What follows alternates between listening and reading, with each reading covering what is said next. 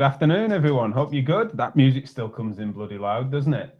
Trying to work on how to get that adjusted. But anyway, welcome back to Chewing It Over. I'm still Jack Chew, and this is your daily show about usually all things MSK practice, healthcare, but often where culture touches that.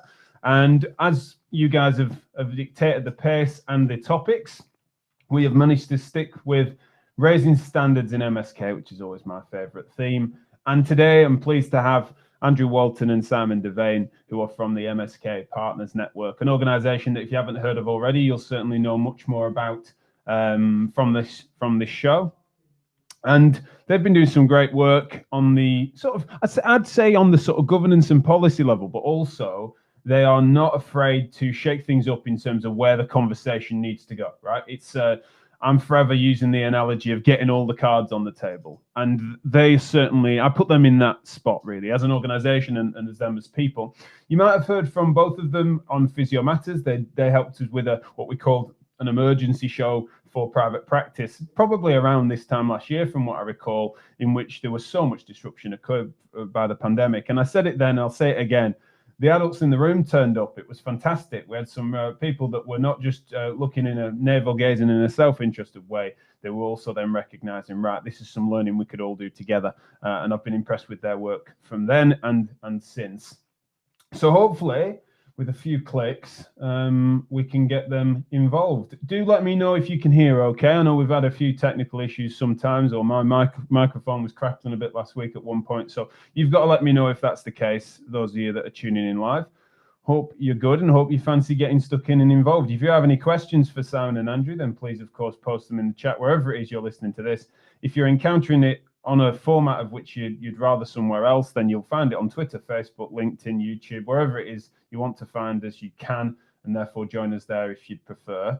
But without further ado, a few clicks, hopefully I can bring you Andrew and Simon. Can you hear me, gents? Can indeed. Yep. Good. Andrew testing me there by nodding and not saying. He can hear me, but he's not speaking. Right. Yeah, I can hear you. First things first then, could you just introduce yourself to the listeners for those that might not be aware? We'll go with you first, Andrew, if you would.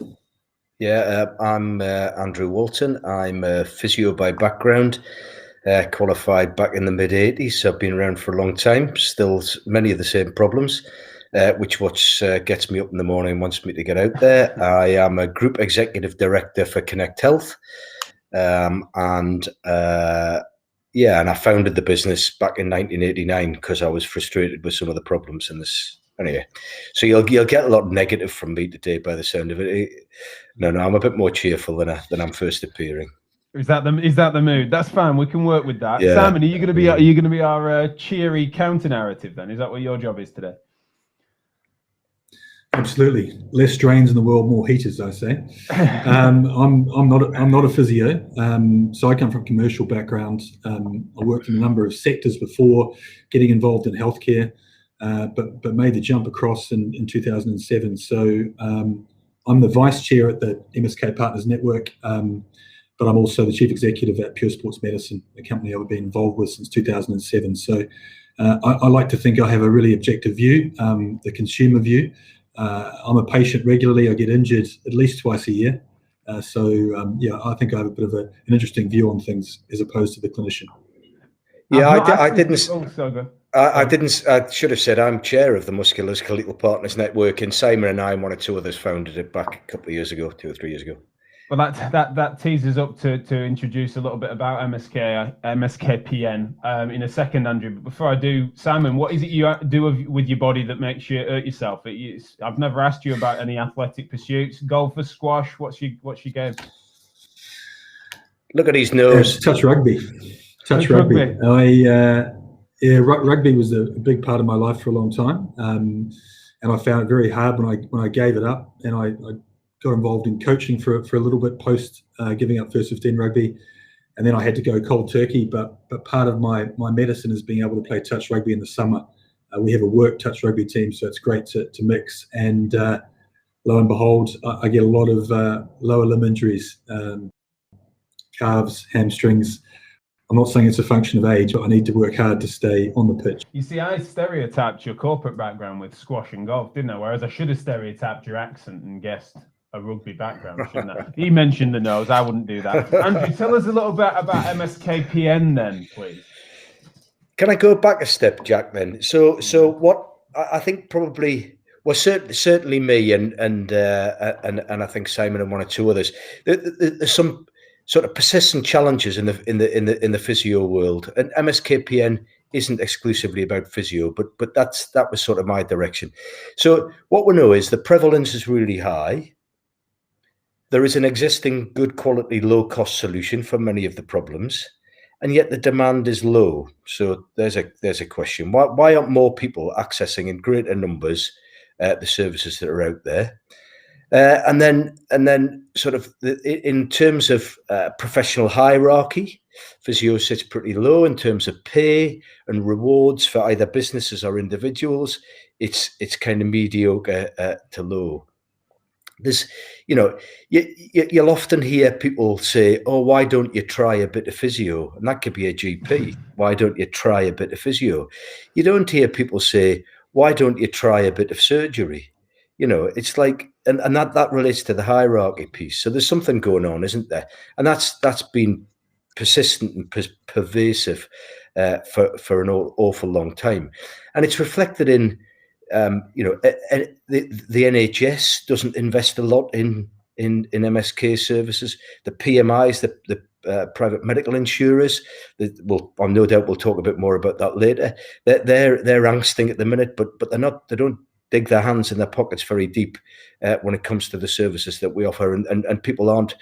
Well, from a self-paying point of view, there's a sort of price point beyond which you dare not go. Right. So what's going on there that more people aren't accessing care?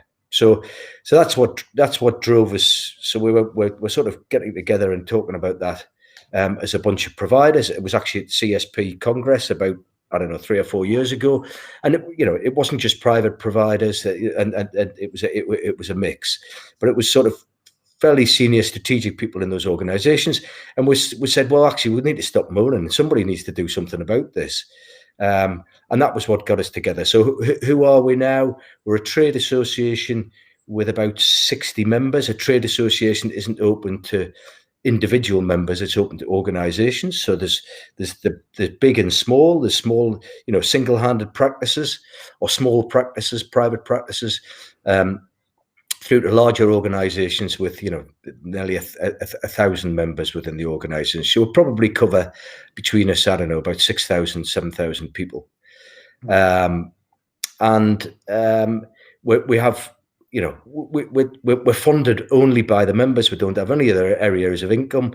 We have 2 tiers of membership. Tier 2 members are relatively small, and the membership fee, annual fee, is 40 quid. So it's cheap as chips to join. And however, for the tier 1 members, it's £3,000 a year to join. So most of the income. And why is it like that? Just because the tier 1 members have bigger pockets. Are there much advantage to being tier 1 over tier 2? A bit, but not a huge amount. It means that when we meet with other stakeholders, we tend to bring the tier 1 members in so they can get things firsthand. And I guess that's the difference. But most of the people who are in tier 1 are funding it because they want answers to the 2 big questions, and they know that actually, it has to, the funding has to come from somewhere. So I want to jump in on that really with you, Simon, where it kind of, I can, partly because I'm in that seat really, where you've got an emergent clinical conundrum that Andrew encountered years ago, that me and many others as clinicians, and then as small business owners, and then as people that try to make influence through professional networks or try to raise awareness and stuff, even as a broadcaster, you kind of encounter that. But it's kind of an emergent phenomena from within, and that the clinical aspect tends to be central to it. As a non-clinician, what is it that Andrew mentioned there that you feel that you've noticed yourself, wearing what would be a slightly different hat? Yeah, I guess it comes down to sustainability of the sector, and therefore the viability of our organisations. Right. There are a number of issues that are raised, but clearly, if we can't clearly articulate the value of what we provide as a collective service, to consumers, then there is going to be no sector. The sector is not going to grow, and it's not going to mature and develop. And I guess the writing's been on the wall for a little while, and everything that Andrew said resonated really strongly with me personally and with us as an organisation, because we could see it. Things were not progressing, and I think, as a sector, as important as healthcare is, particularly in recent times, when you compare where we are against other sectors, we are well behind the 8 ball. So there's a lot for us to do, and for me, it was all about making sure that we start to address these things, drive some change, and make sure that it's not only about just being sustainable, but actually we can thrive. Because, as Andrew said, the demand is there. There should be more people using MSK services, and therefore there's a huge opportunity for all to be involved. Right. I want to ask those that are tuning in live. I want to ask you a direct question, as I often do on this, especially to bait you in, especially when there's new faces. I know what you lot are like. You leave it to the last few minutes, and we'll never get to all the questions and comments. So I'm trying to bait you in a little earlier than usual, and ask you as to whether or not you agree with the reputational point that we seem to be making, which is that to some extent there's an undervalue societally. That does then mean that sometimes that leads to poor remuneration on various different levels as well. Do you agree with that? And if so, what do you think? Because it seems to come up fairly regularly on this show in the comments. Why do you think that is? What do you think are the key drivers for that, if you do agree with it? And I want to bring you in on that then, Andrew, if I can ask you that directly, really, as to what do you think the primary, you've described and outlined some of the issues there. What do you see as being the biggest fish to fry in that correction that you're aspiring to? I think if more patients had better outcomes and a better experience, then it would be valued more. But I think there's a whole, and this is not peculiar to physio or to MSK, it's right across healthcare, but there's a whole load of unwarranted variation. Right. And both in terms of patient experience and patient outcome. And the problem is, and this is at the core of what we're trying to do, is try to understand what does good look like then in terms of outcomes and experience. And if we all understood that, we're all in it for the same, we all want to do good, but lots of us are doing really different stuff. So if we're going to work out what does good really look like, then there would be a much narrower variation around those core things. And I think if we're doing that, the reputation would go up, because people would have better outcomes at less cost, and we would be meeting more of that demand, and our respect for what we do would go up. I've got a comment come here from Leanne at Distinct Physio, and she said the lack of consistent visibility. Patient and therapist interaction has always been private and confidential. It's meant that when patient experience and outcomes have been positive, it hasn't really been promoted and cheerled, I'd argue, and add, really. What's your take on that? Can I ask you that, Simon, as to whether or not you feel that we celebrate the success as well? As a sector, no, we don't. And I think this comes down to the challenge between medicine and the commercial reality of running a business. It's really important that you get all your positive messages out there. It is an informal, well, it's not, it's a type of marketing. So, the use of feedback, Google reviews, Trustpilot, those kinds of mechanisms to capture really positive experiences are great and should be something that are embraced. I think, just going back to build on something that Andrew was saying, the other thing is that there hasn't been a consistent view of what good looks like in terms of a consistent, standardized, sector-wide view of what a minimum data set looks like. So, once you've got that consistency, that allows you to build a comparative base and to truly actually define what good looks like, because you are all measuring the same things. Yeah, that's what you mean. And that consistency you're both talking about there is something that could be a real foundation piece for some further growth.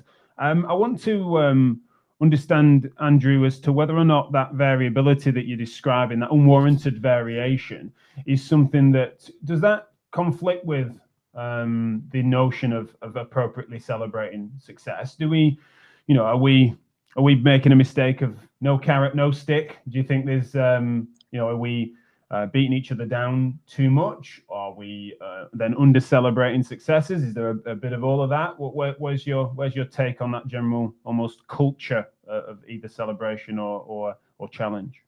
Yeah, I think it's both, isn't it? And if and we need data, don't we, at scale to demonstrate the value of what we do, to be able to take it to the people who influence how we're rewarded, take it to the people who regulate what we do, which isn't very, it's very, very light regulation in our profession, isn't it? You can graduate and then 30 years later you can be pretty much doing the same thing. And there isn't much push to do things differently, and unless we know what good looks back, if we don't know what good looks like, it's hard to challenge people that they're not doing it, isn't it? So there's some, and it's Simon's point about we're way behind other sectors. I think that's what he's getting at, is that most sectors have a good idea about what the sweet spot looks like, and what people should be aiming for, but we don't really. And so there's lots of wriggle room, and we can all convince ourselves we're doing a great job, can't we? We've got some lovely comments coming in. I'm going to come to those in a second, so keep that moving, please, guys. Thank you. But I do want to ask, let's just think commercially about this for a bit between us, as to the market need, right? People with sore bits, sore backs, knees, shoulders, various different things and challenges that people are facing, and we know that is as we've said, that they're out there, right? So then what is it that we think, what are the sectors, industries, call it what you will, are likely to be as well placed as we are to actually compete for that business? For me, I can think of two, and I wonder if you've any more. There's medicine, of which of course we're not distinct from, but it's kind of more interventional medicine, let's say, rather than rehab centric practice. And then there's sort of fitness. And both of those sometimes can squeeze. But MSK, are there other pressures, other industries that pressurize MSK? I don't think so. I mean, I think those are the key ones, aren't they? If you're looking at a spectrum of to cover the full pathway from people who are active and don't have any issues through to minor injuries, right through that spectrum up to someone requiring surgery, I think you've got all the major players there. Right. So I think those are the key factors. I don't quite understand the question. I can see MSK should embrace that spectrum that you just described. It should be multidisciplinary. So I can see if that was a physio-led question. Are we being squeezed by other professions? Well, it was me trying to say what I sensed that you were both alluding to is that the industry, we're calling the MSK industry, is behind. You was describing it as being behind other industries. What are you describing as being behind? To be charitable, I was then thinking, well, yeah, medicine and fitness seem to have their shit together better. Are there other things I'm missing there, or are I misinterpreting what you were both saying? Well, Simon used the word behind other industries, but for me, it's behind finance and manufacturing and food and travel and technology. Okay. Yeah, but even if I mean, I'm just looking very closely at any consumer service. So I've got this definition. People have choice, and therefore they're a consumer when they're looking at a service to engage with. Once they make that decision and they come and see you, they become a patient. But until that point, they've got choice. And if you compare that to the other sectors where service, even if you are close cousins in dentistry, in terms of a sector that's a lot more progressive, we are still some way behind. So that was that was the point I was trying to make about us being behind other sectors. Yeah, it's a fair point. I think I was probably thinking too locally, wasn't I? You mentioned other sectors, and I was thinking about who might squeeze ours rather than thinking actually there's appropriate correlations that could be made across regardless of where it is. I want to bring in a couple of comments and get your thoughts on them, gents, if I can. Excuse me, I'm going to sneeze there. That would be nice, would it, down my microphone? Sally Roberts has said, yes, I agree, but it goes back a long way. Not pushing ourselves forward as a profession and very little support from the CSP for the private sector. They've always been cautious publicising physio for fear of floodgates opening for NHS. Your thoughts on that, gents, and also how MSK-PN is positioned differently, therefore, to the CSP on these sorts of questions? Yeah, I agree, Sally. Yeah. Anyway, how are we different then? Well, we're not. We're MSK broad. We're not fashion specific.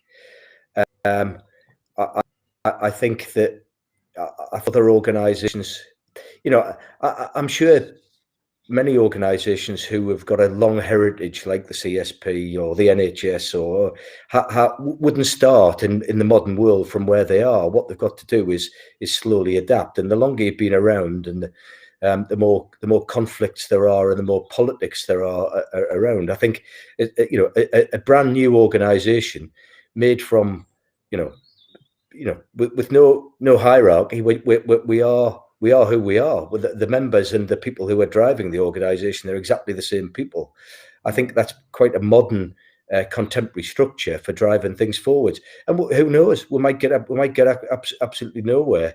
But we're just having a go, and we want, we think there's not safety in numbers, but there's more power in numbers. Yeah. So we do need more members, because we'll be able to build a bigger database, and that will have more power. You feel free to come in and add to that, Simon, if you would. But I also would love your take on this from Jo Turner, that she feels it's often driven by how much we're prepared to value ourselves, our worth, and charge accordingly.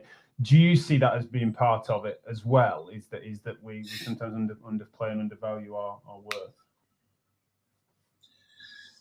I do. Yeah, I do. And I think, and this is a general statement, but the clinicians that I know, and the ones that work for us, don't value enough what they provide. And therefore, I think if you extrapolate that to businesses that are set up and run by clinicians, I think there is a general undervaluing of those services.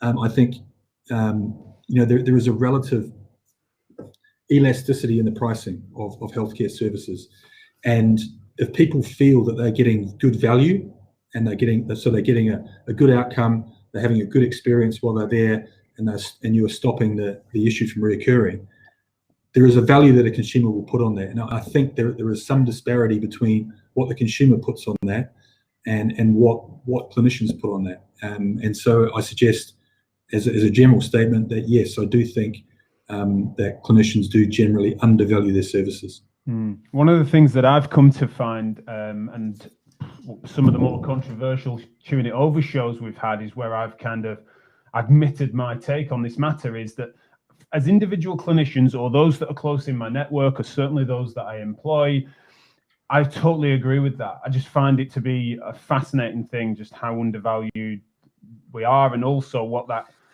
rate is, what that market rate could be when it comes to what we can do to really enrich people's lives. However, when we speak on the royal we, because of those inconsistencies that Andrew spoke to, as well as the wild west of governance, that means that you can then go unchanged and unchallenged over 30 years of practice, is something that makes me then struggle to make the same case and argument as a royal we. And so then I end up in this funny conflict whereby it's being in favor of what MSK could be rather than what MSK is. And so even my voice ends up being tempered and somewhat devil's advocate all the time. And I think that is a massive irritant to, I even when I hear myself, I'm irritated by the fact that I can't then be the cheerleader that I could be for saying it's all good. Andrew, could you sort of help counsel me on that perhaps, or whether you agree? Well, I think we've got to.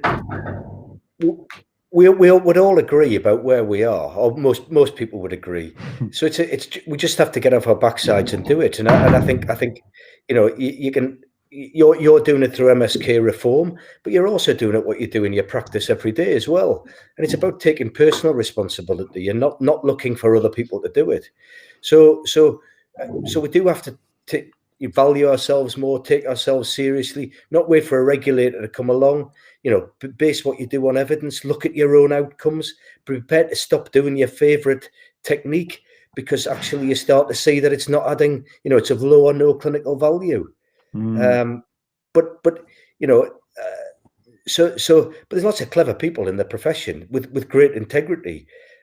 So I am optimistic about the future. I think that there is that there is something cultural, and if we're talking about the physio profession, I think there's something cultural that makes us a bit too humble and a bit too prepared to see it from all sides and not challenge it.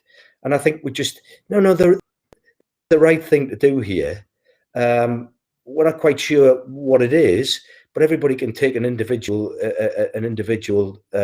view and just get on with it. Yeah, absolutely. It looks like Simon's going to need to just make a move for a minute. We'll bring him back in a second, but I'll just cut his video and bring him back in a moment. So yeah, you stuck with me solo for a second, Andrew. On that point, do you feel that because you'd said a couple of times that you are optimistic. Are you optimistic even if the conversation doesn't mature? So because one of the things that I think is sometimes an accusation that can get leveled at and has been leveled at me as an individual, then it was at us when we were coming up with the big R's that then became MSKR as an independent non-profit. It's then I know been leveled at MSK-PN is that it's inferred that this sort of shadowy backroom deals. But the reason that that's sometimes inferred is because the public conversation can't really get off the ground. It can't mature because it's sort of a bit of a censorious atmosphere over some of this stuff. What's your sort of take on? Does your optimism get curtailed at all by the fact that it does feel a bit Groundhog Day on stuff like this sometimes? Yeah, it does, but that's back to my previous point. We just got to get on and do some stuff now. And, so in the development of MSK-PN, we started off with all these wonderful ideas about what we might do. And then the reality hits of how much time and resource have you got to do? Because Simon and I and everybody else has got a day job to do. So, but it's not unconnected with the day job. In the day job, what I'm trying to do is to understand what good looks like, drive up standards within my own organisation. So if we're doing that, and there'll be plenty of people on this call now, and if we all link to who want to improve things, and if we all start to link together and do what you can do in your day job to make things better, be honest with yourself about what is working and doesn't work, collect data, be able to share that data, stop being, start to trust, let's start to trust each other. Let's kick people out if they're not worthy of trust. But I don't think there are many sharks in our sector. So let's share stuff and understand and be prepared to change and adapt. I think there's enough of us to get something off the ground. And if we're sensible, mature and articulate enough with data, then we'll start to make an impact. Absolutely. Yeah, it looks like Simon's ready for me to bring him back in. He's just he's taking us for a bit of a walk there, but he seems to be back. Simon, can you hear us again? Yeah, I can. Can you hear me okay? Brilliant. Yes. What we've just got a few more minutes and we can go a little over unless you two have got a rush. But it's a fascinating topic and certainly one that the live audience is enjoying. I want to ask Simon as to whether the MSK Partners Network, what are the most common and frequent sort of criticisms or challenges that have been posed to it since its inception?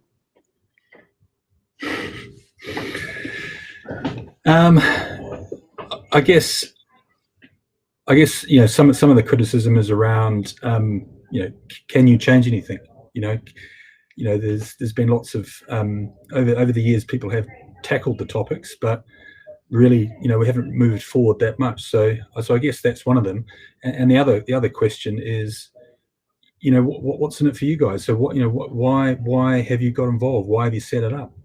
I guess to answer the first one, I think we're doing things differently, and I think we're gathering numbers, we're gathering momentum. We've got a good membership, we've got an engaged membership, and we're starting to engage with key stakeholders, and we're getting those stakeholders to the table for sensible discussions. So I think that's working. In terms of what's in it for us, well, it goes back to my point at the beginning that unless we do something different, then I'm questioning the long-term viability of our sector. So, what's in it for us? We get to work with other like-minded individuals and organisations to help shape the future and direction of our sector, and make it a more worthwhile place for us all to work. Because that's one of the things that's helpful, isn't it? That when what's in it for us becomes, well, survival is going to be inherently better for all of us, and the tide rises all ships sort of thing across the sector. There is, though, this accusation that gets made that there's more in it for the big boys. So you guys as organizations, it's often inferred that this is a cabal that is only going to squash those independent private practices or smaller networks. Whilst granted, I've never been then presented any evidence to suggest, other than some mind reading of which massively irritates me. No one's ever then presented me with any smoking gun in that direction. But if you could, I think it'd be helpful if you could maybe clean that up. Or I imagine that's not the first time you've heard that accusation. I'd love to take that. I think the people, if we're successful, the people who should be worried are the people who are determined to deliver, continue to deliver poor service and poor practice. Because that's what we're trying to drive out. And Simon's point about nobody's got a monopoly on good ideas. So actually, just the conversations that we have amongst the membership are helping to drive standards up, because people go, "I've got a real problem with that," and somebody else says, "Oh, we're doing this. Have you tried that? Never thought of that." So we've got a WhatsApp group, and it's a real pest because it's going off about every 2 minutes, but it's a good sign of the level of activity in the organization. People will take the lunch break, they'll sit down with a cup of coffee and they'll think about something and they'll put the question out there with all sorts of good ideas. Because I've just posted the website mskpn.co.uk. Have a little look around if you haven't already. We need to wrap up now. I've allowed us to indulge a bit of overtime. One of the questions that's just popped up for me to make sure I flag is that Joe Turner said, is there crossover between the aims of MSK and MSK-PN? Absolutely there is. I think that what's interesting about one of the irritating similarities is that the timing of both organizations is very useful in some ways, but also very challenging in others. The fact that both organizations launched and trying to gain momentum in and amongst a pandemic meant it was a very different and a time for us to try to adapt. However, we have noticed that there is a significant overlap in values, and also a way in which I think both organizations are better equipped to deal with certain parts of the same drive, and we will be working closer together in the future. Yeah, just on that, because it has been a question. People have said, well, why are you not working with Physio First, and why are you not working with the CSP? But in the same way as MSKR rather, there is crossover, and there's lots of alignment between all the different organizations, but there are some small differences as well, which gives room for everybody. Yeah, well, that's one of the things that's cropped up here. We run the risk of stretching ourselves across different networks too thinly to make the impact? That's something. It's this lumper or splitter argument that emerges again. Yes, I agree. We're not there yet, I don't think. I think there's enough difference between the different organizations in their aims, their objectives, their styles, their opportunities, that actually there's room for those. But I can see in the future you might want to consolidate some of that stuff again. Yeah, and I've faced that call a lot as well, independently. And I think that's something that I'm always keeping check of. But equally, I famously will not give a pass to legacy organizations, which bureaucracy makes for such inefficiencies that we can't actually make any changes, especially on, just call people out when they've made specific claims on specific timeframes and not delivered on them. It's not particularly difficult to, and I think that's one of the things that there's a prim and proper politeness. I'm struggling with that alliteration, but you get me.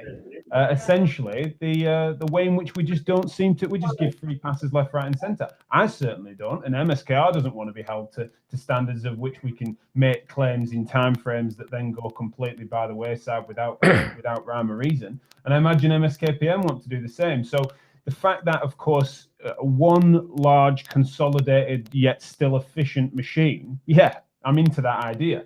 But whilst that's not a reality, and whilst sometimes the lived experience on the ground of us as clinicians trying to drive for positive changes that it seems we all agree on, that's one of the big irritations. If that's not being delivered, then there's absolutely needs to be room for smaller, somewhat more agile organizations that can be more focused on a part of that conversation. And it seems that MSK-PN is looking to be that very thing. So is going to the website the best way for people to have a look further into it? Yeah, it needs a bit of tidying up. Right. But enquiries at MSK-PN, if that's on the website, that's the way to get to us, and we're happy to have a chat. Yeah, brilliant. Anything to finish with, Simon? No, just great to have the opportunity to speak today on the podcast and cover a number of interesting topics. But I think, just to your point, Jack, it's really important that we remain agile and we remain that we deliver change. There's no point being an echo chamber to talk about these things. We've got to start moving things forward on the ground, and I genuinely believe that that's happening. Absolutely, no, I agree, and there is room for optimism. I think as well, we need to try to ride a bit of a wave of momentum as the world opens back up and people start to see a bit of a sunnier outlook, including sunnier weather. Only cheers us all up, and I think sometimes it's taken for that really, because it has felt like Groundhog Day in so many different ways. And so one of the things that we can try and lift some momentum on is that as the world has shifted so much on its axis and everyone's talking about new ways of working in every which way, as much as that's a cliche, it is an opportunity to reset, and let's reset for something better. And so please do get involved in these conversations if you're not already, through MSK-PN, and of course through MSKR. We'll be working closely with them to try and deliver these sorts of reforms that we all so crave. So thank you so much for your time today, gents. Really appreciate it, especially the bit of overtime we've just done. And we'll speak again soon, no doubt.